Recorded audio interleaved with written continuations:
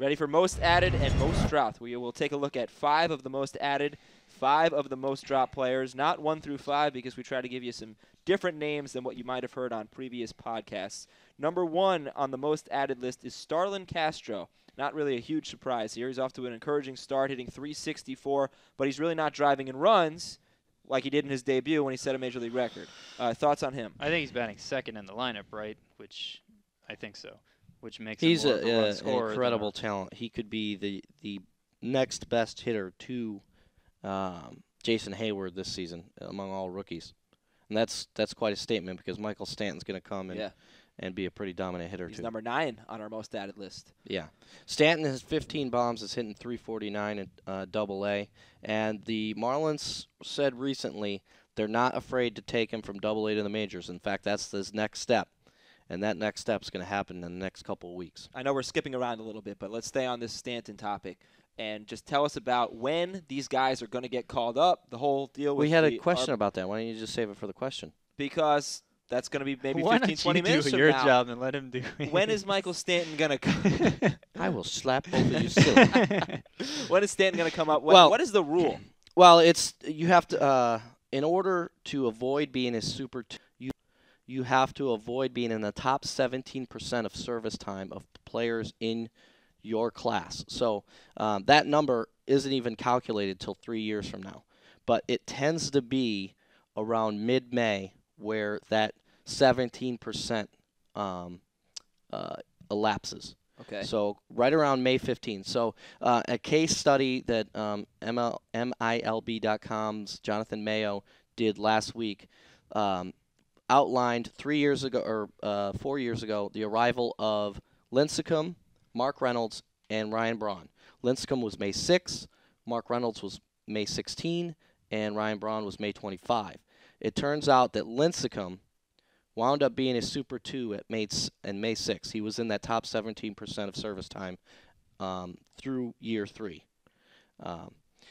So he didn't need 3 full years to become eligible for his first year of arbitration. And this year, in his second year of arbitration, they decided to sign him to a long-term contract. Mark Reynolds also got a long-term contract. He was not a Super 2, though. This was his first year of arbitration, and he was May 16. So it was very close. He was a cusper, right on the cusp of being a Super 2. And that Super 2 puts you in a year arbitration earlier and gets you a year in free agency earlier. And then Ryan Braun was after Reynolds, so he wasn't a Super 2 either. But all 3 of them ended up getting long-term deals anyway. So whoever comes up could get a long-term deal. Strasburg's a little different case. Chapman's a little different case because these guys already have huge contracts.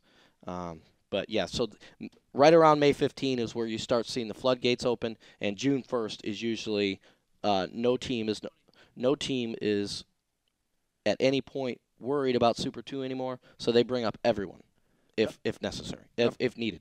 Okay. As needed. Number 1 is Starlin Castro. Number 9 is Michael Stanton. Number 2 is Scott Olson. He looked pretty good in his last outing. He's now owned in 43% of leagues. Scott Olson. Yeah, I think actually last outing was kind of a regression for him because he didn't make it through 6, and I think he gave up 9 hits or something high like that. But the starts leading up to it, 2 earned runs in 20 1/3 innings.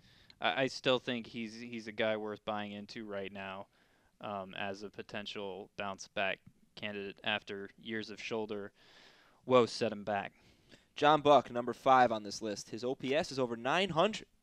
Yeah, I think he has 8 homers, which, I mean, he's never had a lack of power. That's never been the problem for him. He's a career .230 hitter. And so you have to expect some streakiness to go along with that. 50% and, damage and 25% he might go. He might hit 1 homer over the next 2 months. I think you've probably missed the boat on him if you didn't have him in your lineup already. And number 10 is Jose Contreras. People must be concerned about Lidge. When we did the update on Brad Lidge not being available for the doubleheader in Colorado and getting sent back to Philly, they go, well, who's going to close? Well, it's going to be Jose Contreras, and we did an update on him. He immediately became the most viewed player on CBSSports.com for that 24-hour period. And he could be an option to close in the short term. And then if Lidge, he had an MRI, and MRIs don't heal you. They just tell you what could be wrong. Contreras could be their closer if Lidge needs a DL stint. So And when Lidge comes back, should you hang on to Contreras just to see how Lidge does? Yeah, I think it's worth saying that Contreras as a closer could be a very good one. He's been awesome in middle relief, looking like he really has a good second stage of his career there. So you don't know how Lidge is going to hold up. You didn't because he was awful last year. I'd hold on to Contreras. All right, let's fly through the most dropped players. Number 1 is Miguel Olivo, who actually just had 5 hits against Roy Halladay, yet he's our most dropped player. He's going to get one in the ear hole because you see the way he posterized that homer and then flipped the bat. Man, if I was a Phillies pitcher, the next pitch would be right in his face. Well, he was mad about the sign stealing, right? Yeah, well, I'd still throw it in his face. Well, maybe he will. But he has pop, and he's going to do 50% of his damage. He was most dropped because he was cold before that 5-for-5 day. Okay. Maybe he's heating up again. Number 4 is Oh, it's Max definitely Scherzer, 21 earned runs in his last 3 starts. Is this merited, dropping him? I think so. In mixed leagues where there's still a lot of interesting pitchers out there, like a Scott Olson, and Ooh, I wouldn't drop Scherzer for Olson. Ooh, that's or a bad move. or a Homer Bailey. Who I just threw a wouldn't drop him shutout for a Homer yesterday. Bailey either. Even after Bailey's shutout. Why? Who's gonna pick Scherzer up when you drop him? Oh, he's a good pitcher. Okay, Jose Guillen. He's number 7 on our most dropped list. No hits in his last 5 games. Have we seen the best of Jose Guillen? We have seen the best. We've also seen the worst, and we're going to see the best of him again. It's Okay. going to be a cycle of highs and peaks and valleys, highs and lows. That's the way it rolls. Number 8, Scott, is Jason Kubel. Does he have value? I'm not worried about him coming around statistically. The bigger concern for me is the fact he's on pace for fewer at-bats than he had last year. Presence of Jim Tomei obviously affecting that.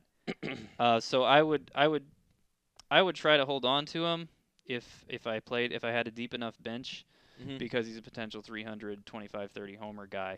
But you'd need to wait till he heats up to start him, and you need to wait until the team is facing a lot of right-handed pitchers, because that's who he's most likely to play against and do his most damage against. And number 18 on our most dropped list surprised me a little bit. Brian Mattis, still owned in 79% Well, of if you've leagues. seen his last few starts, you're not surprised. He's been getting beat up, and he still pitches for the Orioles. And he's not going to be as good. His numbers won't be as good as his talent. And I think his name's going to carry more weight than his actual production. Well then, how about quick pitch? I know you guys are fired up for that. Yeah, One wrote down AL some- player, one NL player. Yeah, I'm still reflecting what he said over Mattis, because I think Okay. I'd be inclined to hold on to him. I don't think I'd rather have Max Scherzer, I'd rather have Brian Mattis. and you'd rather be wrong. Maybe. All right, it's on. The Maybe. Scherzer-Mattis debate. I know EMAC will remember it.